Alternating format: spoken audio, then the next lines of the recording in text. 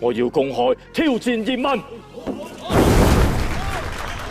好愛啊，好愛啊！詠春鬥詠春。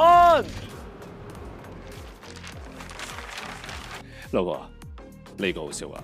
我哋已經冇辦法幫葉太做到手術，我仲有幾耐？半年左右啦。今日係詠春正宗比武嘅大日子，到底係葉問嘅詠春更厲害，定係張天志嘅詠春更猛呢？葉師傅咧揾唔到啊！葉問唔會令我哋失望㗎。嚟咯3點鐘咯喎，葉師傅仲未嚟嘅？夠鐘啦，仲未到。今日嘅比武時間係3點正。由於葉問未有依時應節，詠春正宗比武嘅勝出者係張天志。出面塞車等多2粒鐘都唔得啊！詠春先輩創下古典，有啲唔應該出現嘅，以後都唔應該出現。我諗葉師傅都同樣明白呢個道理，所以佢今日選擇棄戰。詠春正宗張天志，你憑咩話自己係正宗啊？你邊敢幫我師傅打？喂，打定啲，手打定啲。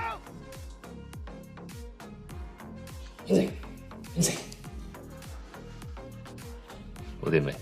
我哋幾時可以翻屋企啊？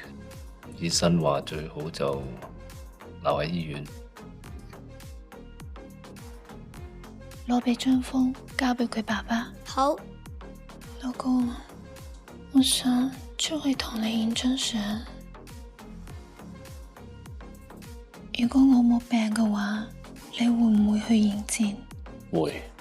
呢個就係我最想見到嘅葉問。我已經幫你約咗佢啦。我好耐冇聽過你打木人樁嘅聲啦，你可唔可以打多次俾我聽啊？